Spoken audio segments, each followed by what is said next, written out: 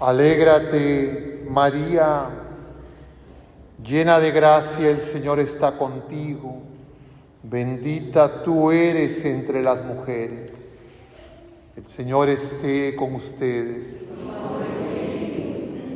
Lectura del Santo Evangelio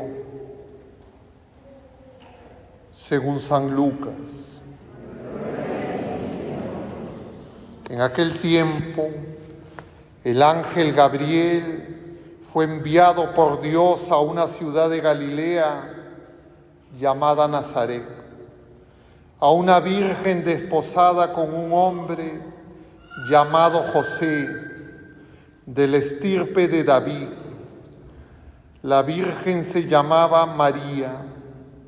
El ángel, entrando en su presencia, dijo: Alégrate, llena de gracia, el Señor está contigo. Ella se turbó ante estas palabras y se preguntaba: ¿qué saludo era aquel? El ángel le dijo: No temas, María, porque has encontrado gracia ante Dios. Concebirás en tu vientre y darás a luz un hijo, y le pondrás por nombre Jesús. Será grande, se llamará Hijo del Altísimo.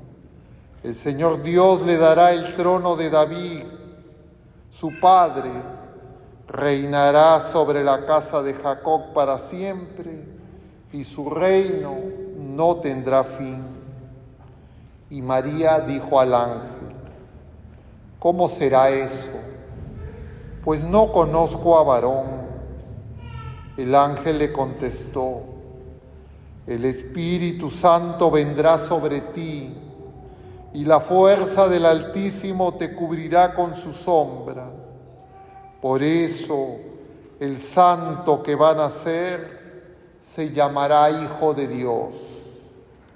Ahí tienes a tu pariente Isabel, que a pesar de su vejez ha concebido un hijo, y ya está de 6 meses, la que llamaban estéril, porque para Dios nada hay imposible.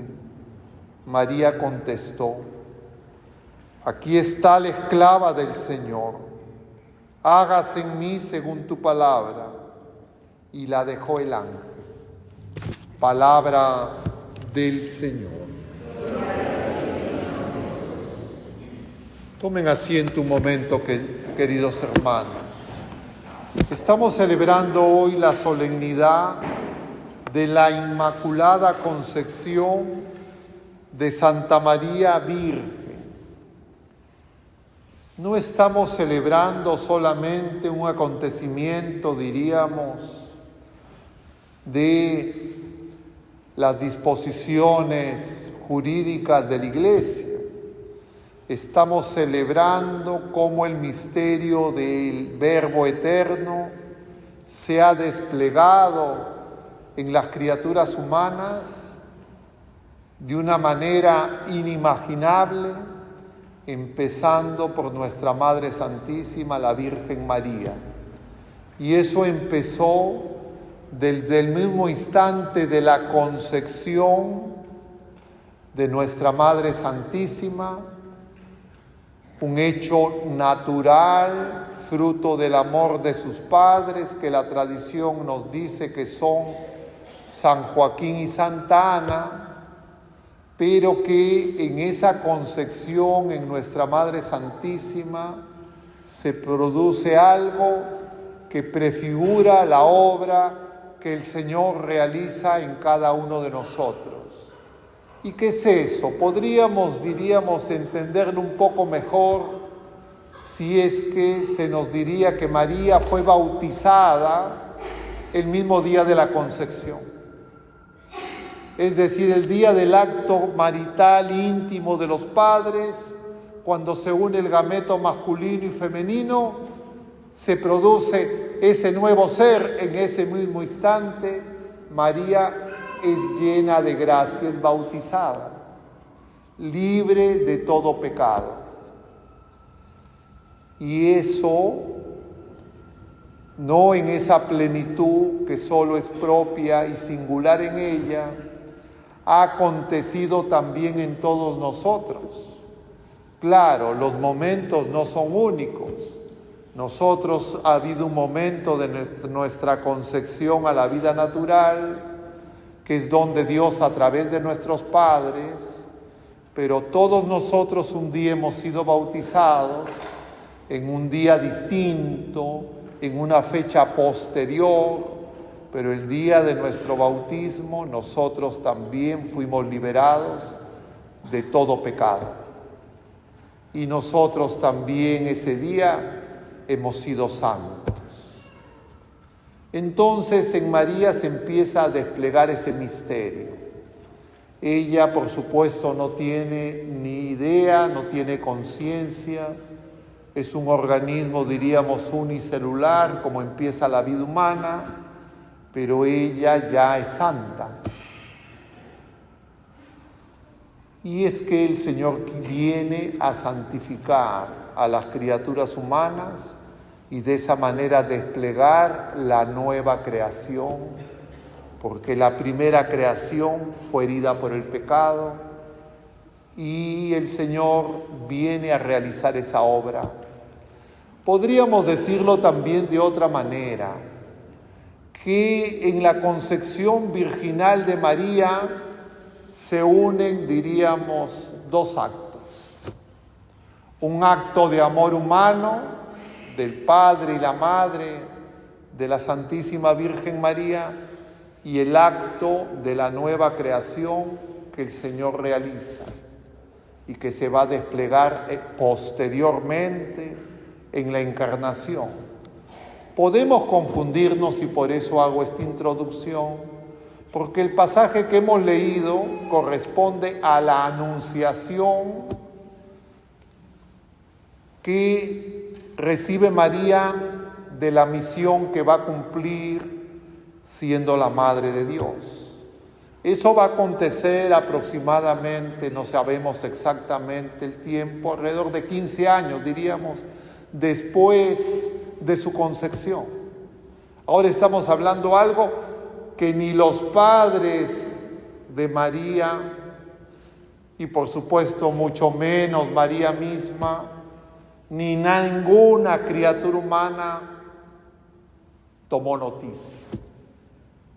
Es decir, ya la presencia de Dios y la victoria sobre la serpiente que se había anunciado en el capítulo 3 del Génesis, como hemos escuchado. Y para que se realice una obra tan grande es porque el pecado es de una malicia muy grande. Claro, cuando uno escucha ese pasaje que seguro ustedes han escuchado, ha caído Adán y Eva en la tentación de la serpiente, que dicho sea de paso, la primera creación en Adán y Eva, ambos también fueron creados sin pecado, pero cayeron en la seducción y en el engaño, y entonces el Señor llama a Adán, Adán se esconde de Dios, y dice que tiene vergüenza porque está desnudo. Es decir, la naturaleza humana no puede ocultar el pecado. Y el ser humano por eso se avergüenza de su desnudez. Pero además se nos dice algo que tal vez hemos escuchado también muchas veces y de repente no hemos entendido bien. Y les pregunto, ¿a quién le echa la culpa a Adán del pecado que ha cometido?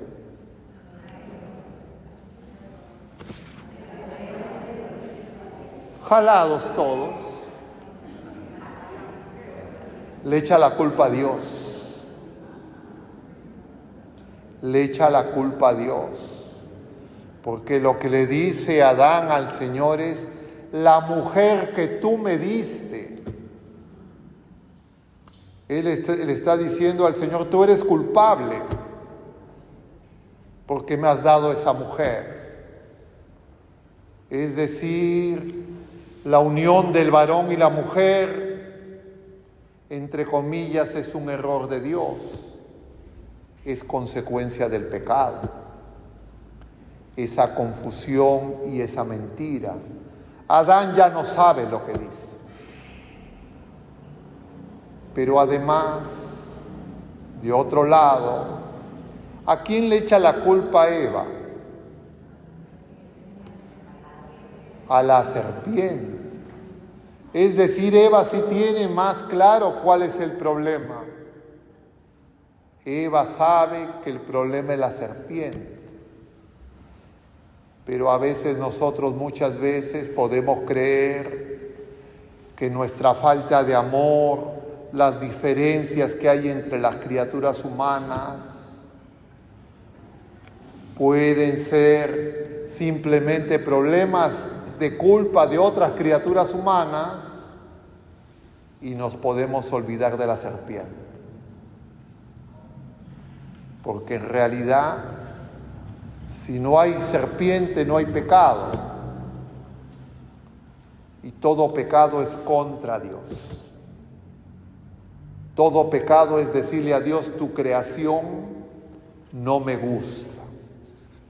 Lo que tú has hecho está mal hecho. Me pongo por encima de Dios y juzgo a Dios. Claro, no me doy cuenta y la gente a veces dice, Padre, una mentirita.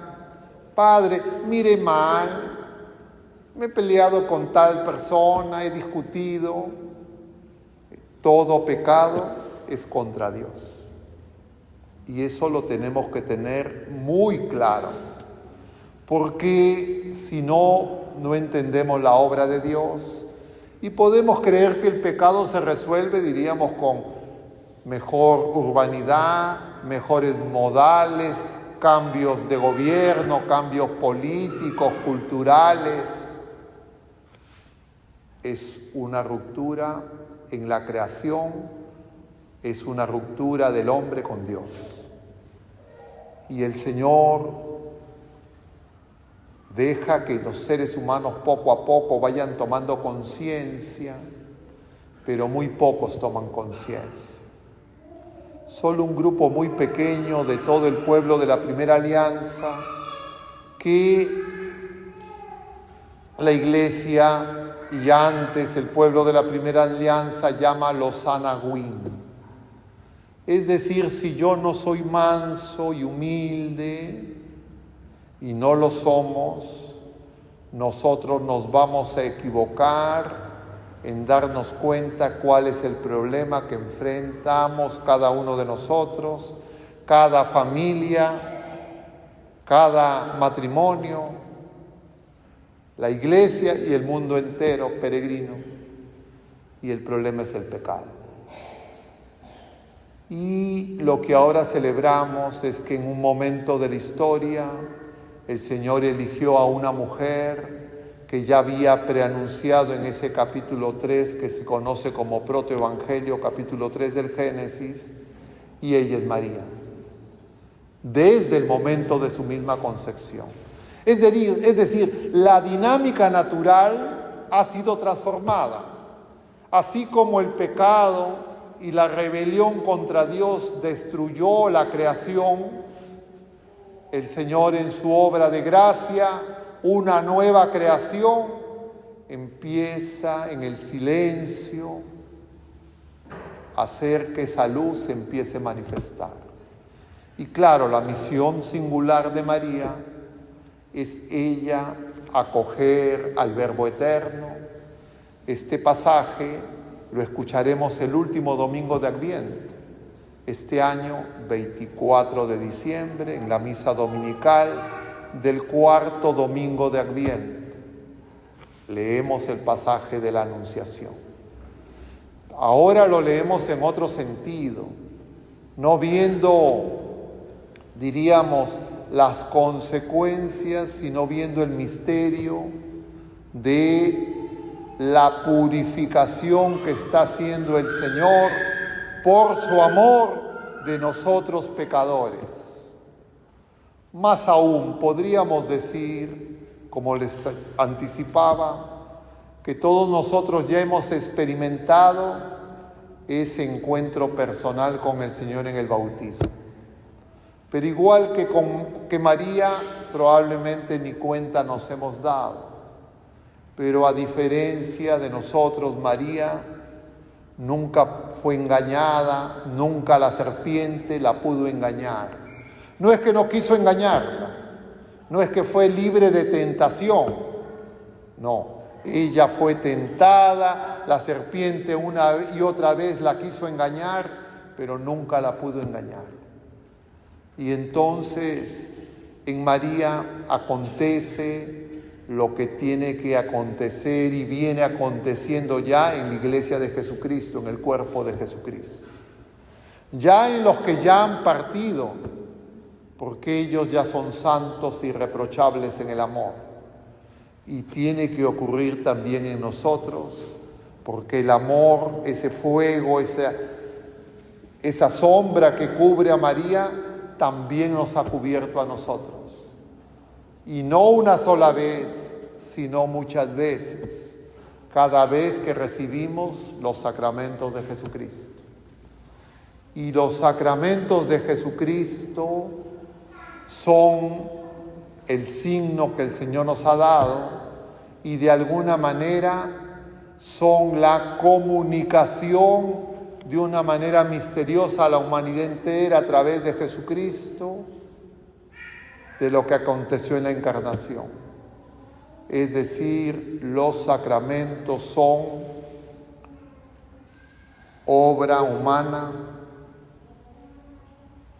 con nuestro sí y obra divina. Y hoy celebramos el sacramento de la Eucaristía, pero cada sacramento tiene ese mismo peso, esa misma gracia. No de manera idéntica, pero siempre es el Hijo y el Espíritu Santo presentes en nosotros y entre nosotros. Y yo quisiera referirme brevemente, para terminar, a un pasaje muy importante que nos ayuda a entender mejor esto y vivirlo en este tiempo. Lo que dice el capítulo 11, versículo 1 de la carta a los Hebreos, que yo me imagino que la mayoría de ustedes, por supuesto, no creo que lo recuerden, tal vez algunos. ¿Qué dice ese capítulo 11, versículo 1? Nos habla de la relación entre la fe y la esperanza. Y nos dice el Papa Benedicto, lo que voy a parafrasear. La fe, utilizando la palabra en el original griego, es la hipóstasis de la esperanza, la prueba de lo que no se ve.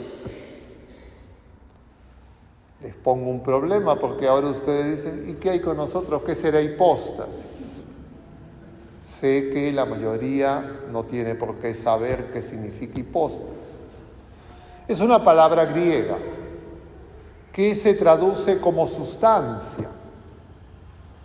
Ustedes seguro, por lo menos en mi época, yo lo he escuchado cuando era niño, ustedes habrán escuchado que a veces para algunas personas que están enfermos, etcétera, les preparan un alimento, diríamos, más nutritivo. ¿Han escuchado? Y por lo menos en mi época yo escuchaba que se decía sustancia. ¿Han escuchado eso algunos? Los niños, los más jóvenes tal vez no, porque creo que eso ya no se usa tanto ese término. Entonces, la sustancia es lo que tiene ser. Diríamos no accidental, no pasajero, no cualquier cosa, sino un ser. Podríamos de alguna manera decir existencia propia. Y hay dos tipos de sustancia. Las sustancias pasajeras y hay una sustancia que es eterna, que es Dios. Dios Padre, Dios Hijo, Dios Espíritu Santo, tres personas diferentes, nos enseña la Iglesia, una sola esencia, una sola sustancia, un solo Dios y Señor. Y entonces cuando se nos dice en la carta a los Hebreos, y nos lo explica el Papa Benedicto en su encíclica Spe Salvi, Salvados por la Esperanza, se nos dice la relación entre la fe y la esperanza.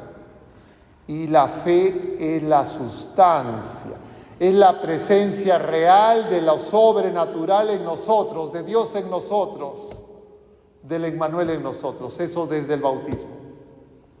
Cuando yo tome conciencia y me dé cuenta, eso puede venir después o de repente incluso no me doy cuenta, nunca, en la vida presente.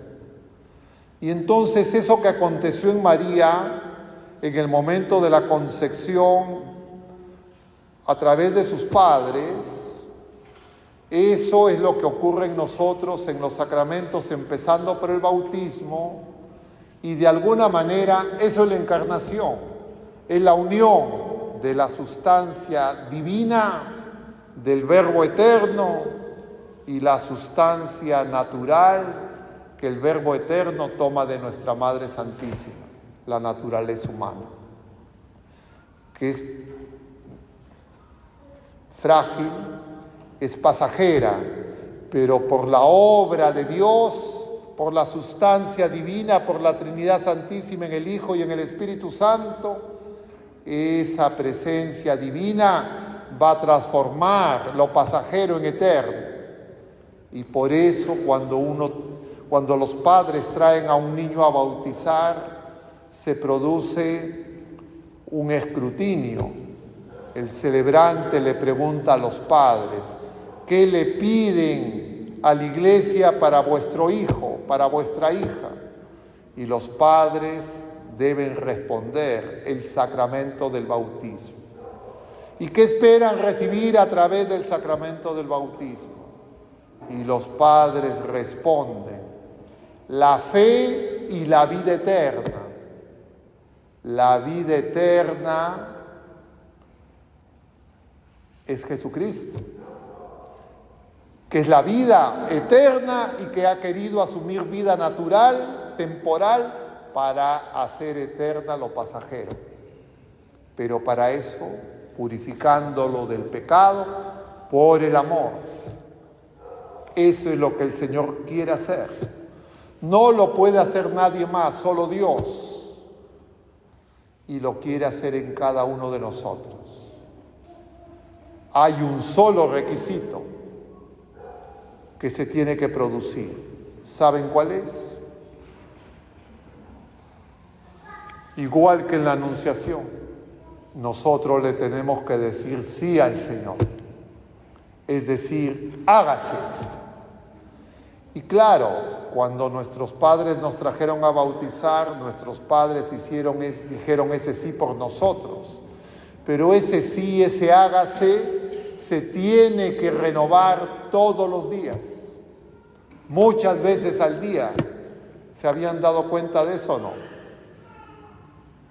Esa es la oración del Padre Nuestro, que ahora vamos a repetir y que decimos en cada misa. Le decimos al Señor, hágase tu voluntad en la tierra, es decir, en nuestro ser natural, como en el cielo, es decir, como ya se está cumpliendo en María y como se hace en Jesucristo, el Verbo eterno, encarnado, glorificado, sentado a la derecha del Padre, que se ha quedado con nosotros. Ese es el misterio.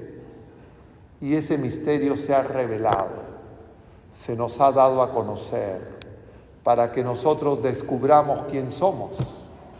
Nosotros y quiénes son las otras criaturas humanas.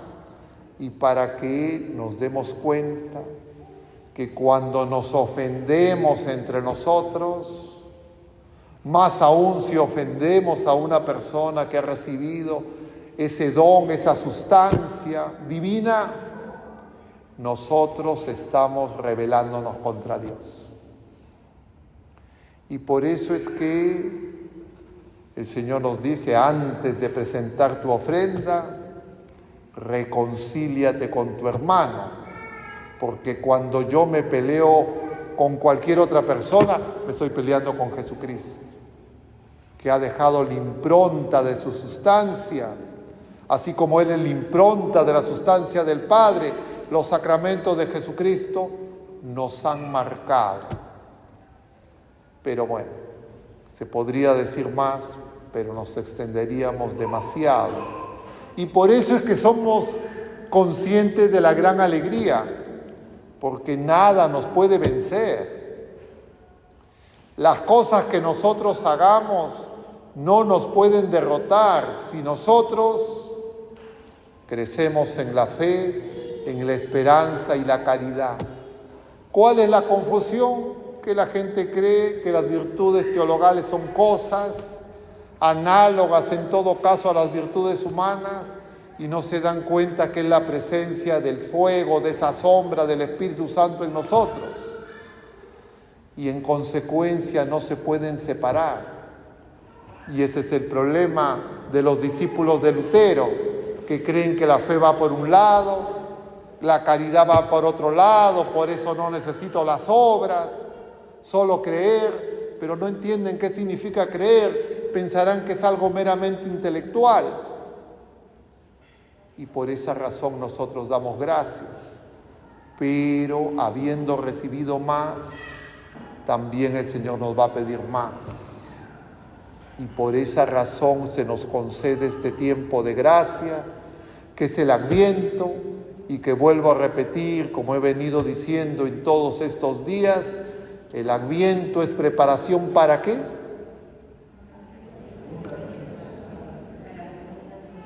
Para la segunda venida del Señor. La palabra Adviento y la palabra parusía son la misma palabra. Y eso hay que entenderlo porque la gente cree, algunos equivocadamente, que el Adviento es preparación para la Navidad. Yo les digo, es al revés. La Navidad, la Cuaresma, la Pascua y todo es preparación para el Adviento. Porque el Adviento es esperar que venga el Señor glorioso, y cuando venga glorioso va a venir como juez a dar su veredicto. Y solo puede ser dos posibilidades: o apártate de mí, que sería lo más terrible que nos podría pasar, o ven, bendito, pasa al banquete de mi Señor. Para que participemos de ese banquete, el Señor viene sustancialmente, un alimento suculento, como decía el pasaje de Isaías, para que esa sustancia que hemos recibido pueda crecer, se pueda alimentar. Pidámosle a nuestra Madre Santísima que nos ayude para que la recibamos bien dispuestos. Que así sea.